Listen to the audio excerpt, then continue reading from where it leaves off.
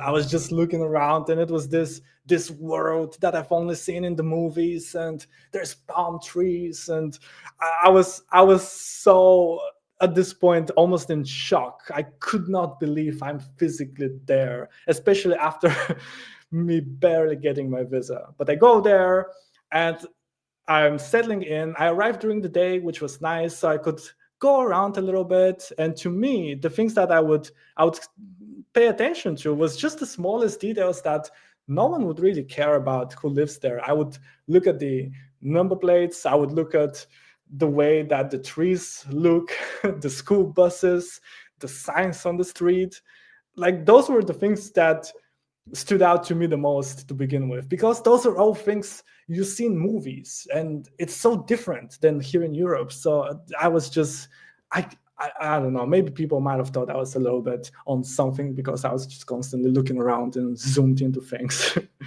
But nonetheless, I got my sleep, and it was time for the real trip to begin. The first real day in America was very packed. I left my hotel room in the morning, and then I spent the entire day visiting film studios, visiting museums, visiting film locations, and I went home late in the evening. But that doesn't matter. What matters is what I actually did. Let me share some of those cool things. And if you're considering to go to America, I already have some recommendations. But what the day started with was going to the Warner Brothers studio tour. The way it works with the studio tour is that you go there and you enter this basically mini museum waiting room sort of situation, where you get to look around while you wait for them to pick you up for the tour. And some of the things that you can see in here, for example, we have Phoebe's guitar from Friends. We have the microphone from the Jazz Singer, the first talkie movie. We have a wall with a lot of history, and it was pretty cool. I was already happy because a lot of those things I have either read about or I have talked about in movies, so in videos for the YouTube channel. So it was really cool to see a lot of those things. And when you're done with waiting, when they accommodate you, you end up in this a little bit of a private room where there was a bunch of snacks and coffee. And then they take you to a movie theater, essentially, where they play you this video with a bunch of actors and celebrities just talking about all the movies that they have filmed there and showing some of the locations that you're about to see. So that was great to already hype you up. You know, you're feeling like, okay, this is for real. And the best thing about the Warner Brothers tour is that the studio is very much a working studio. That's the thing that absolutely made a huge difference, at least for me, because sometimes you go to places like that. I've been to places like that here in Denmark, where it has been a studio, or it's more like a museum now rather than something that is currently working. But in the Warner Brothers lot, things are happening. They are filming movies as we speak. When you're there, some areas of it are closed off because they are currently filming productions. They're filming movies and TV shows, and they're filming huge movies. It's not like things that you don't really care about, but we're talking about large productions with A-list actors and directors. So you really get that feeling of being in the presence of a studio where things are happening. It is not about the history of it. It is about the now. So we finally make our way to begin the studio tour. And you can see this is me in the golf car, and these are some of those smaller golf cars. And you basically get driven around the set. And I have to say, as much as you think this studio is big, it is 10 times bigger. Seriously, it is huge. It is massive. It is the size probably of my hometown. It is huge. I cannot possibly express to you how huge the space is. And the first place or sort of area that they take you to is the neighborhood area. They have their own neighborhoods. They have a bunch of streets and a bunch of houses that look in all kinds of ways, and they can be customized to look in any other way. And think of, they've probably filmed hundreds and hundreds of movies and TV shows in there. Dexter was filmed a lot of there. Jurassic Park, the original one, was filmed in one of the areas in there. Aquaman. Those are just some of the ones that come on the top of my head. Some of the Batman, the Christopher Nolan Batman was filmed in there. Just a lot of great productions. So the tour guide would take you around and he would constantly point to things and just drop you, yeah, this was filmed here, this was filmed there.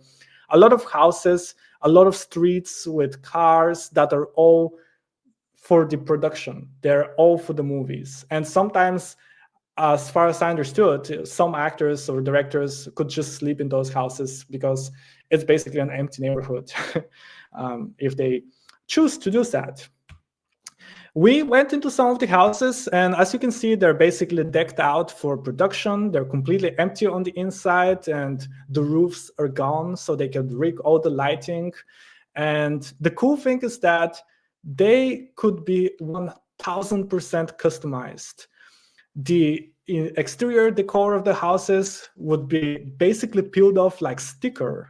They could just peel off the bricks, and if they want to put a yellow brick, they could just basically tape it like stickers. Or if they wanted to be wooden exterior, they could just do that. And it's basically just peelable stickers that look really, really realistic in real life. And the neighborhood felt huge. There were definitely a few solid blocks in there. They even have their own New York section. The original Spider-Man was filmed in this one to the right. A lot of films from France were filmed in there. And they went to great lengths to make this fake New York feel like authentic New York. They looked at actual fire hydrants and those emergency stairways. They would often go to New York and look at auctions or basically try to buy authentic things from New York to put it in LA and have their fake New York look realistic. So a lot of Friends, if they're fans of the Friends show, have been filmed in there, and a lot of New York movies. And then it just kept going. It just kept going. Again, easily an hour you can lose just walking around their fake neighborhood. It is incredible. We then got to a fun little section of the tour, and I think it might be just because our tour guide was pretty fun. He wanted to give us a pretty good experience, but he took us to somewhere where they don't usually take tours. But what you see here to the left is the area of the Warner Brothers set or lot where all the big directors, they have their offices in there. So that was very cool to see. And it sounds so stupid to say, but I don't know. At least I geeked out a lot. And then what you see to the right is he went to a very special parking spot where this is, for example, Tom Cruise's parking spot. Then he showed us George Clooney's parking place. So I don't know if that's necessarily something that a lot of people would care about, but it is kind of cool. I mean, again, I am unapologetically tourist. I don't care how silly it is. I loved seeing everything. So we got to see the parking spaces for Tom Cruise. And then we finally moved a little bit closer to the actual stage area. And what you see here to the left, I made sure to double check, is the actual tower that you see in the Warner Brothers intro before every movie. I'm sure you recognize it. It was weirdly exciting to see it in person. I don't know, that's the tower. That is the tower that you see in every Warner Brothers intro. And then to the right, this picture does not do it justice, but each of those orange buildings is a stage. And those stages are absolutely massive. You can fit easily an airplane inside. They're huge. And they have over 30 of those. They have over 30 stages. Massive, massive, huge, huge stages. And that is actually where they build sets and they do a lot of that actual production. It is in fact so big that they have their own fire department. You can see here on the left, they have their own fire department because it almost classifies as its own city. It is that big. And then on the right, you can see behind me is just a bunch of trucks with gear, a bunch of basically caravans where the actors would hang out between takes.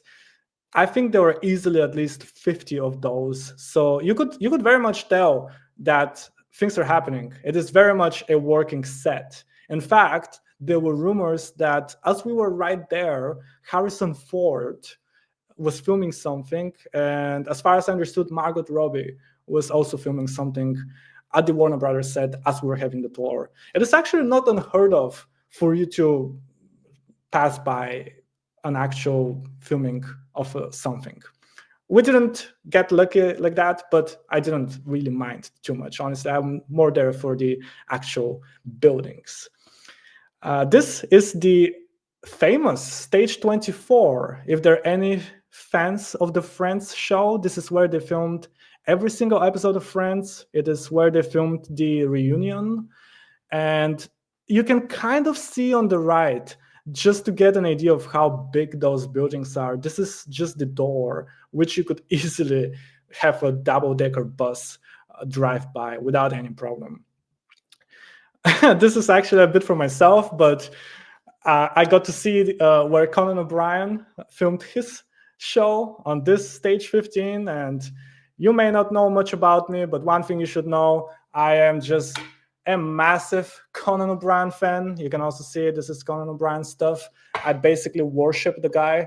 So just seeing the stage in which he filmed his show was very cool for me personally. Nothing to do with movies, but come on, I have to have something for myself, right?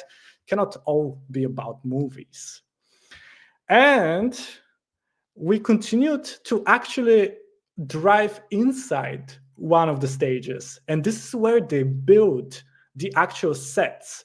And again, it is a working studio. They were in the process of building sets for movies and TV shows. And we could see the way they do the woodwork. We could see how they built the fake walls. And this place was huge by any means of the word, huge.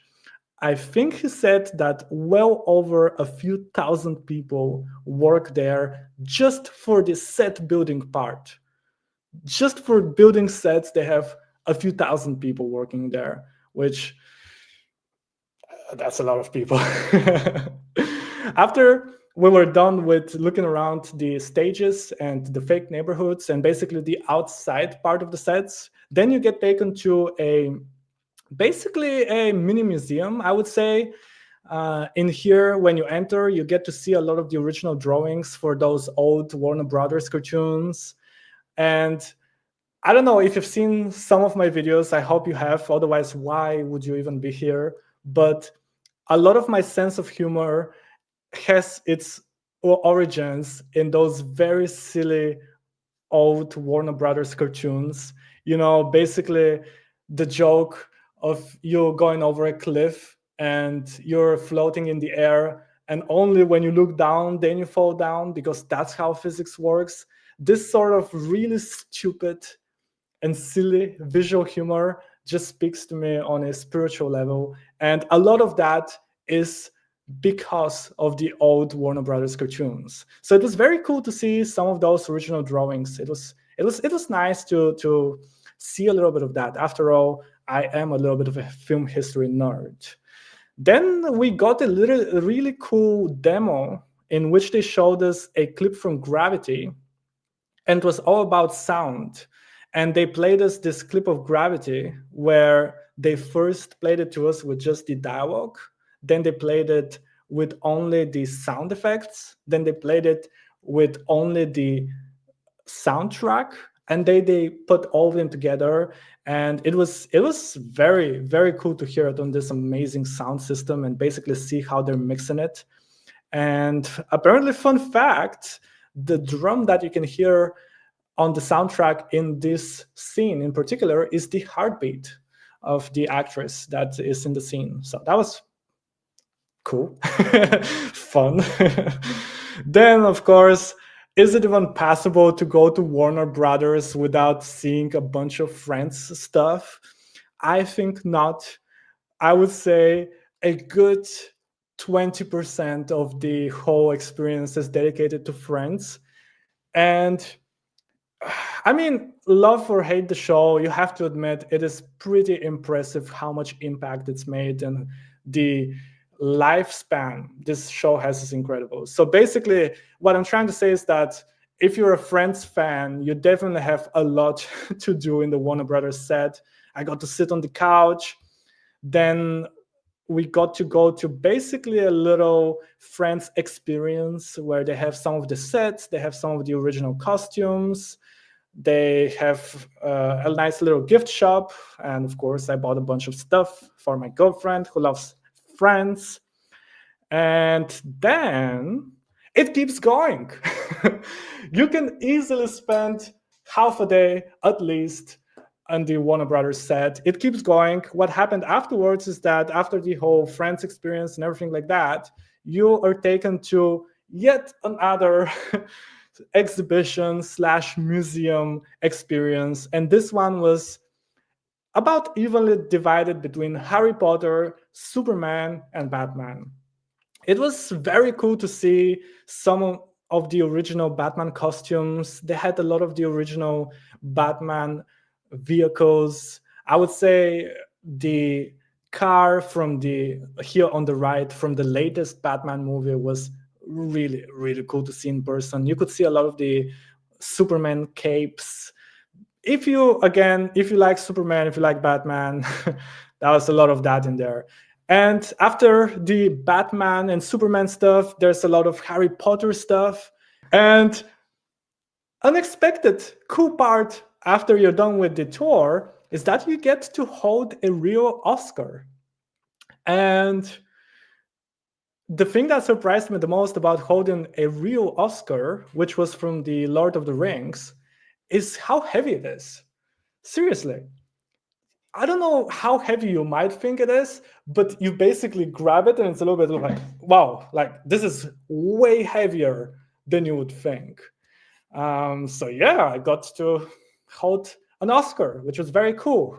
Speaking of Oscars, after the whole Warner Brothers experience, in which I spent basically 4 to 5 hours, I took an Uber and then I drove to the older part of Los Angeles to go to the Academy Museum, where there was a lot to see because, come on, how can I not go to the Academy Museum? For someone, half of what they do is about film history.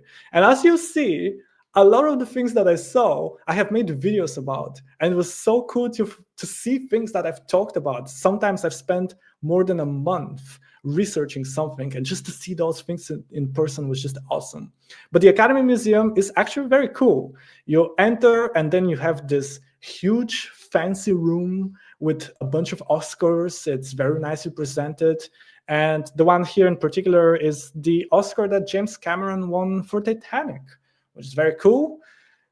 If I have to be honest, wouldn't you want to keep your Oscar at home? I don't know. Maybe people are not as shallow as me. I would keep it at home. I mean, come on. If you won an Oscar, would you not keep it at home? I don't know. I would basically have it in front of the front door, so you cannot possibly walk into the house without seeing the Oscar. Yeah, there's a reason why I will not win an Oscar. And after that, there's a lot of film history. I had a very good time diving into everything to do with film history.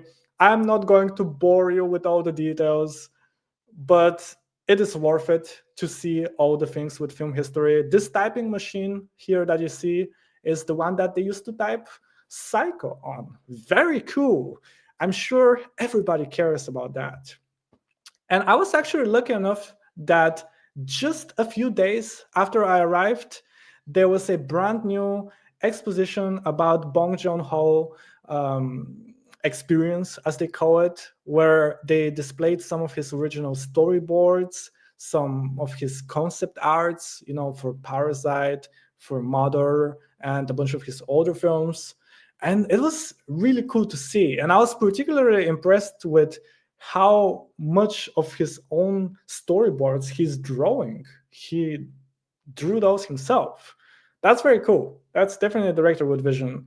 And if you are a fan of his, there's absolutely worth it to go there. And then, yes, this this is a bit bittersweet for me. Oh, okay, well, the ruby slippers. Oh, the ruby slippers. There's this video I did about 3 months ago. It is about the entire history of the ruby slippers, which are from The Wizard of Oz, and they recently became the most expensive piece of film memorabilia in the world. They got sold for $28 million.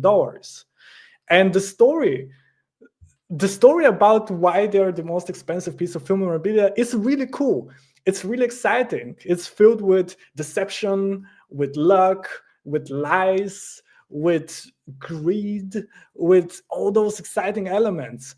And I spent a month and a half researching this story. I swear this is the most amount I have ever spent working on a video. At some point, at many points, I was so fed up with it. I just wanted to say, screw it. It's just way too much work, this project. But I was convinced it would be my biggest video ever. Oh, little did I know, this video just, let's just say no one really cares. Which is fair enough. I personally think it's a very cool story.